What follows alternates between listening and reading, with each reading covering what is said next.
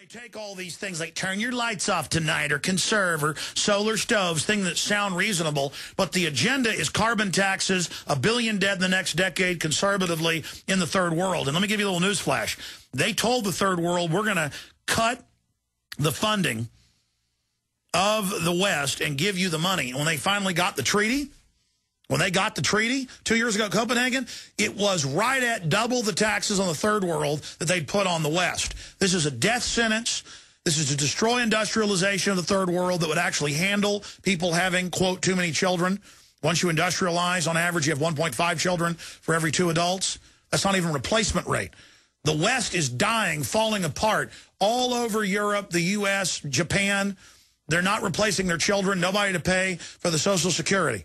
This is the eugenics culture of death with lots of young, well-meaning actresses out there telling you how great it is, beating you over the head with it. And when soccer star David Beckham has a 4th child, they lecture us all day about how evil he is, and the very groups lecturing him have more kids than he does. They're greedy scum teaching you to hate yourself and turning the military-industrial complex against humanity. They make death and losing and civilization falling apart sexy. It's pure garbage. And I declare war on these filth, and you should as well. For the full radio audience, that's it for the transmission. See you back tomorrow live, 11 a.m. Central. I'm going to come back internet only, take some calls. Dolan in Oklahoma, you're on the air. Welcome. This is Dolan.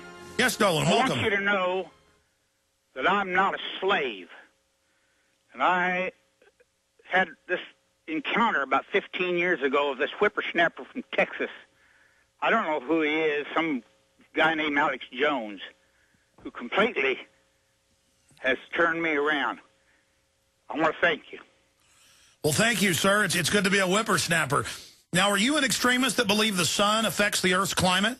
I believe the sun heats the Earth, and about 15 years ago, Alex, I was here in Oklahoma. I looked up at my blue sky, and all I seen was trails across the sky. And I thought, what in the is that? They now admit the total weather manipulation globally. They just admit it, but it's not a big issue. It's just, yeah, we admit we're doing it. It's secret. Just enjoy it. And by the way, take your vaccines. I don't take their vaccines. I don't take nothing they give me. But isn't it funny now that, Alex, what I've noticed, I'm looking at my sky today. I've looked at it for the last week. I haven't seen one of those things in the air. What did they do, ground all the airplanes? I got to tell you, in the last year or so, even though they announced they were going to increase them in their, quote, geoengineering testing, the White House science czar said, I've seen less chemtrails generally, but then when they are doing them, they're more intense. And it's generally when a weather system's coming in, you know, they fly in and block the weather system. I've watched that. Alex, I called you for another reason. Did you see the article on Rand Paul in American Free Press, June 13th? No, but I know the Southern Poverty Slime Center has come out and demonized him. I tell you, this really hit me hard. It says here, Rand Paul ran afoul of the libertarian supporters recently when he stated on neoconservatives on Hannity's radio show that anyone in the United States who attends a controversial speech in this country should be arrested and deported. Not surprisingly, Hannity did not disagree with Rand's attack on Americans' First Amendment right to assemble and hear free speech. Wait a minute. He might have been being sarcastic. I mean, that would be political suicide. I'll have to look into that. What was the headline on the article, and I'll look it up. Page 8 of June 13th and 20th, American Free Press. No, I know that, but what's the headline? Rand Paul advocates deportation, prison for radical thinkers. That's on the headline of his little article. And on the front of the page it says Bilderbergers meet in secret. Rand Paul advocates deportation for what? Deportation, prison for radical thinkers. And when I read this, I about fell out of the chair because, you know, I can't. You know, his father is a Mason. That bothers me. Well, number one, Ron Paul is not a Mason. I mean, number one, I'm not Catholic. I'm not even saying that's a bad thing, but people say I'm a Vatican ninja. People also, say a lot of other things. Say I'm, live in Israel, never been to Israel. People make up a lot of stuff, but Ron Paul is not a Mason from the research I've done. Yeah, I mean, here's Salon. Rand Paul, deport the Tea Partiers. And I would imagine this was some type of flippant comment because it sounds like one. I mean, that would be Rand Paul's really smart, 100% First Amendment. Tea Party Senator Rand Paul says he supports free speech, but does he actually think his own supporters jailed for sedition? And a stupid Economist ad just popped up in front of it. And I'll have to look into this and cover it more. Paul is mostly good on civil liberties, but he was one of a few senators to oppose the extension of the Patriot Act, see? And he goes on, but on Sean Hannity's radio show last Friday, Paul announced his support for the deportation of Tea Partiers. I'm not for profiling people on the floor, color of skin, or on their religion, but I would take into account that they've been traveling, and perhaps you might have to indirectly take into account whether or not they've been going into radical political speeches by religious leaders. It would be that they are Islamic. But if someone is attending speeches for someone who is promoting the violent overthrow of our government, that's really an offense that should be going after. They should be deported. So he's talking about, I think, foreigner Muslims saying overthrow the U.S. government. And that, so I'm going to have to look more into this. I don't know what people are talking about. See, it's happening right now. I was going to do a few minutes extra overdrive to take some calls.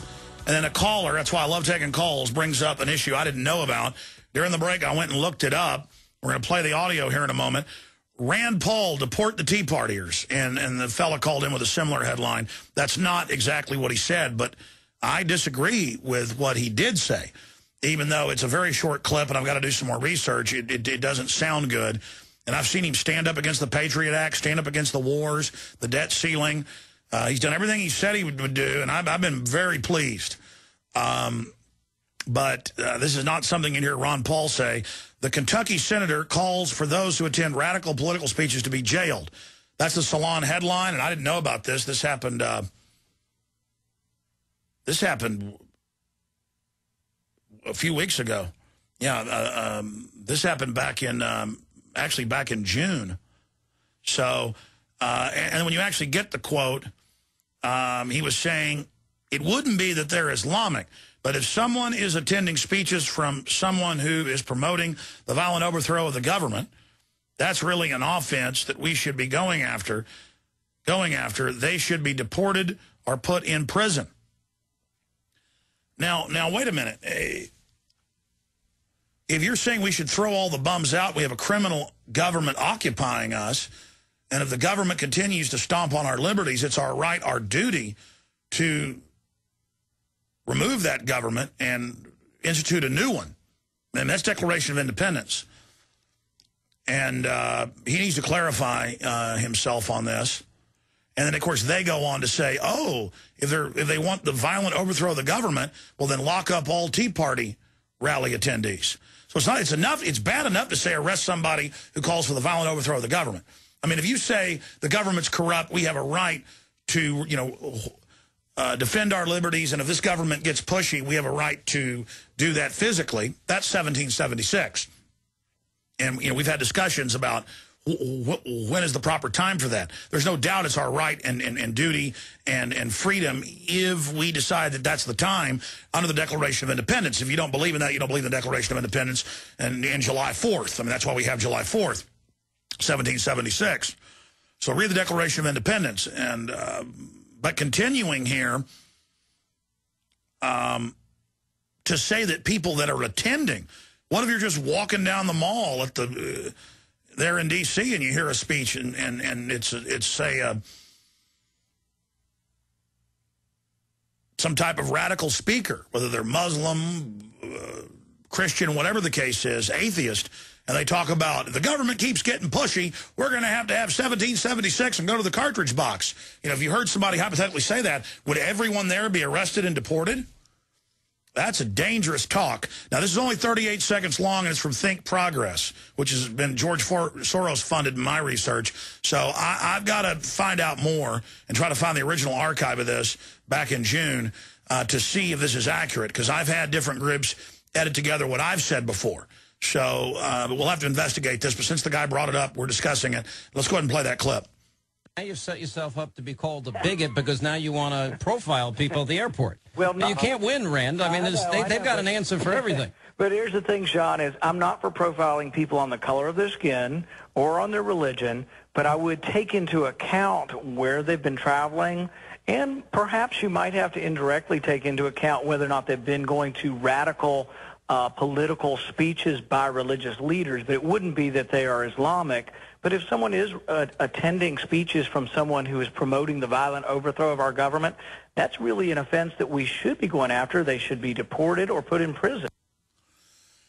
Well, there you have it, ladies and gentlemen. Jaron was popping in my ear saying chickens come home to roost, and Obama and Reverend Wright, and Reverend Wright's chicken comes home to roost speech. Now I remember that. Absolutely. So are we saying deport not or arrest Reverend Wright, but also Obama? Or I've heard, wow, that's a good point, Jaron. Now, I do hear the context now. They're talking about TSA. They're talking about profiling at airports. And they're talking about should it go into account that if somebody is part of a group, basically, calling for violence, and he's implying outside groups. But we'll have to get a clarification. I bet there's a clarification, because if I missed this in the last month, I'm sure this has already been debated. See, folks, that's why your calls are important, your emails are important. We miss a lot of things. A lot of times I get an email or I see a comment on my website, Infowars.com. Why haven't you covered this, Alex? You're covering it up. And I cover it that day because you told me about it. I mean, I'm not omnipresent. I don't know what my children are doing right now with my wife. I mean, I don't know what folks in the back of the office are doing. But I'm glad the caller brought that up. But let me hear that clip one more time, because I want to hear it, and I wish I had it in full context. This is with You're a Great American, Sean Hannity. Being sarcastic, he always says, you're a great American. Here it is.